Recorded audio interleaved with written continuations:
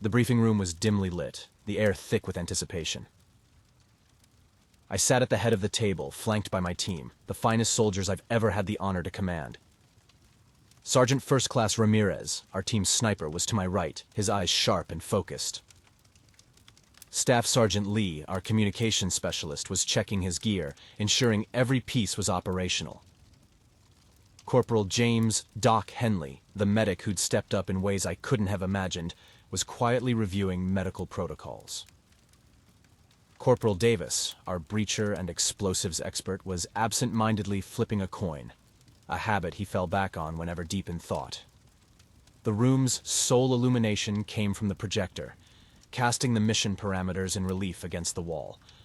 Our objective was clear: to recon a remote sector where satellite imagery had revealed unusual activity. Command suspected it might be a new type of enemy, one we hadn't encountered before.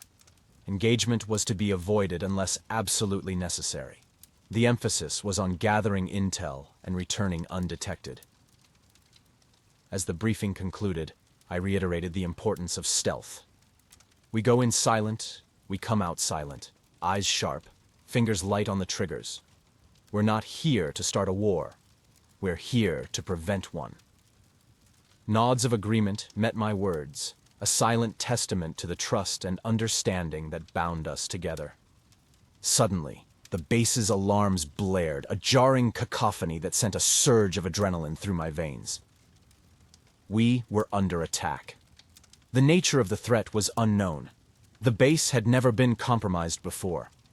We moved as one, instinct and training guiding our steps out of the briefing room and into the chaos that awaited. "Positions," I commanded, my voice slicing through the confusion. Our team dispersed with practiced efficiency, each member moving to their designated role within our impromptu defense strategy. The base, our temporary sanctuary, had become a besieged fortress overnight. The chaos outside was mirrored by a growing tension within as reports of the enemy's incursions came through. They were like phantoms, felt, heard, but never seen. Every shadow seemed to move, every gust of wind a potential harbinger of attack. Visuals are clear, but it's like they're not there, Ramirez reported from his overwatch position, frustration edging his usually calm demeanor. His scope, capable of picking a target from over a mile away, was rendered almost useless against this shadowy threat.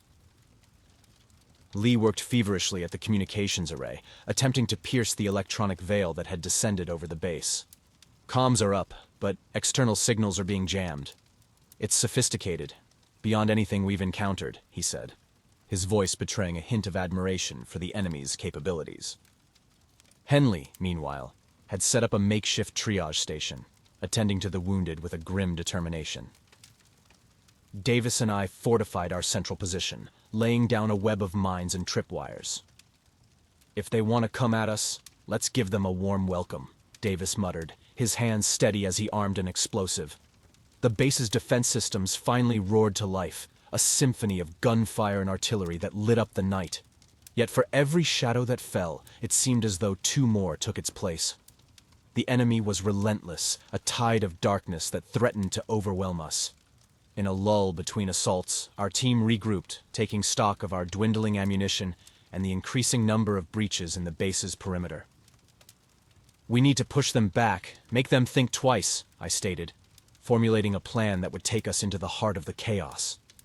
Armed with the best our armory had to offer, we ventured out, moving as ghosts among the ruins of our base. Our tactics were simple: hit and run, a series of sharp, stinging attacks designed to disrupt the enemy's momentum. It was during one such foray that we encountered them, shapes moving with inhuman grace, attacking with a coordination that was almost balletic. We engaged, the night erupting in flashes of gunfire. Yet for every shadow we thought we felled, the uncertainty remained. Had we struck true, or were our minds playing tricks on us? The cost of our defense was etched on every face, measured in the silence of those who would never stand with us again. Henley patched up our wounds, his hands moving with a proficiency born of too many nights like this. Ramirez kept watch, his eyes ever scanning the horizon. Davis checked and rechecked our defenses, a silent vow that we would not be caught off guard again. As we awaited the dawn, the reality of our situation settled over us like a shroud. We had survived, yes, but at what cost? The base, our home, was compromised, its defenses shattered, and the enemy, still as inscrutable as the shadows they commanded, remained a threat, a menace that could strike again at any moment. The base, scarred and bruised from the earlier assault, felt eerily silent, as if holding its breath. We used this quietude to reinforce our positions, aware that the true test of our resolve was yet to come. Lee had managed to partially restore our communications, a feat that offered a thin thread of connection to the outside world. Though we remained effectively isolated, our signals choked by the enemy's jamming efforts. Ramirez had chosen a new vantage point, one that gave him a commanding view of the approaches. The sniper's nest was Spartan, a few sandbags for cover, but it afforded him the oversight we desperately needed. Davis was a shadow, moving through the base, setting traps and preparing fallback positions. His silent work, a testament to the gravity of our situation. The first sign of the enemy's return was subtle, a mere whisper of movement in the shadows, a chill that crept up the spine. But it was enough. We sprang into action, our positions well rehearsed, each of us a cog in a well-oiled machine of war. The base's defense systems, repaired and recalibrated by Lee's deft hands, roared to life at the first sign of intrusion. The night was shattered by the sound of gunfire, the air filled with the stench of gunpowder and the electric scent of fear. They came at us in waves, unseen forces that we felt more than saw. Our fire was guided by instinct, by the brief disturbances in the air. Despite the chaos, there was a rhythm to the battle, a deadly cadence that we adapted to. Henley's voice, calm and steady, provided a counterpoint to the violence, directing us to cover, calling out warnings, his medical kit always at the ready. And then, the attack intensified, a crescendo of violence that threatened to overwhelm us. It was in this moment, when hope seemed a distant memory, that we heard it. A faint signal, a crackling voice over the comms. Extraction at dawn. The message was a lifeline, a promise of an end to the nightmare.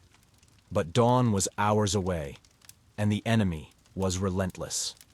We tightened our perimeter, conserved our ammunition, and prepared for the long haul. Our resolve tested with each passing hour, each new wave of attacks. Through it all, we moved as one, a single entity bound by duty and the unspoken bond of brothers in arms. Ramirez's steady shots provided a constant backdrop to our struggle, each bullet a message to the enemy that we would not yield. The night stretched on, an endless loop of attack and counterattack, but we held firm. Our training, our trust in each other, was our bulwark against the tide. The attacks waned, the enemy retreating as mysteriously as they had appeared. We were battered, exhausted, but unbroken. The promise of extraction was now a tangible goal, a few hours away, but those hours would be the longest of our lives. Dawn's early light did little to ease the tension that had settled over us. The base, now more a fortress than a haven, bore the scars of the night's relentless assaults. We each took a moment to check our gear, fully aware that the coming hours could very well dictate the outcome of our harrowing ordeal. Corporal James Doc Henley was particularly methodical in his preparations, distributing the last of our medical supplies with a solemn understanding of what they represented. Staff Sergeant Lee managed to break through the electronic fog that had isolated us, securing a line to command for extraction. The crackle of the radio, once a source of frustration, now promised a chance at salvation. Extraction confirmed at 0800 hours, he announced, a glimmer of relief in his eyes. Sergeant First Class Ramirez surveyed the perimeter from his vantage point, his presence both sentinel and safeguard. His communication was sparse, limited to essential updates. Corporal Davis and I double-checked the perimeter defenses, ensuring that our preparations could offer us the best possible advantage. The weight of the impending confrontation was a silent specter among us, its presence undeniable. As the first true light of dawn broke the horizon, it illuminated the destruction around us, a reminder of what we had endured and what was yet to come. We gathered briefly, a silent acknowledgement of the challenges ahead. Words were unnecessary. Our resolve spoke volumes. The enemy's assault came with the sun, a calculated strike designed to overwhelm and obliterate. They emerged not as phantoms this time, but as a tangible force, their numbers as daunting as their ferocity. The battle that ensued tested the very limits of our endurance and training. Henley was a constant blur, moving from one injured teammate to another, his medical kit a lifeline in the chaos. Ramirez's rifle spoke in deadly whispers, each shot bringing down an attacker, his precision a beacon of hope amidst the onslaught.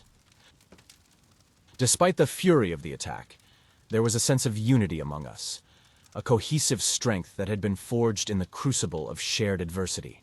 We fought back with a ferocity born of desperation and determination, our actions guided by the knowledge that survival was the only option.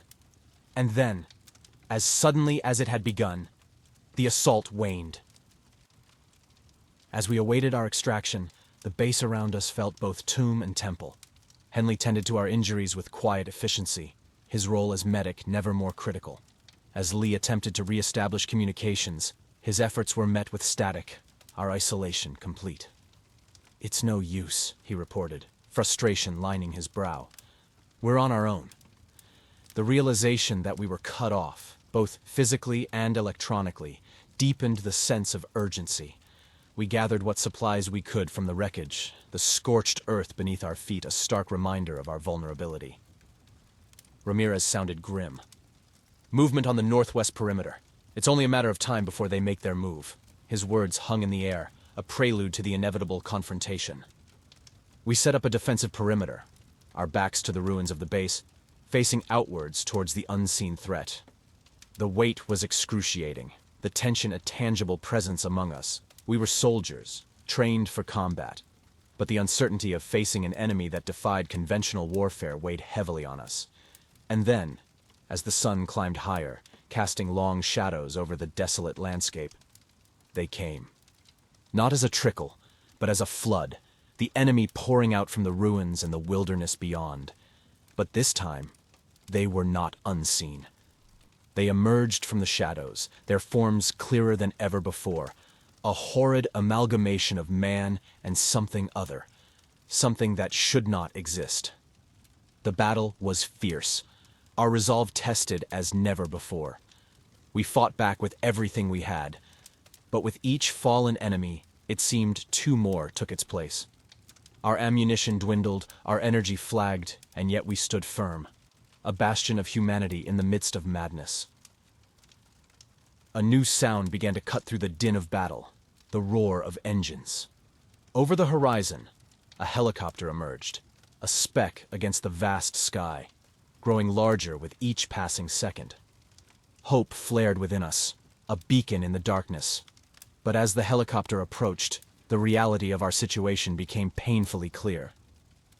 The enemy's numbers were too great, their assault too coordinated. Our position was overrun, our defenses crumbling under the relentless tide. The helicopter, our last hope for escape, hovered above, a tantalizing promise of salvation just out of reach. And then, in a moment that would define us forever, a decision was made. A sacrifice, born of necessity and courage, that would ensure the survival of the team.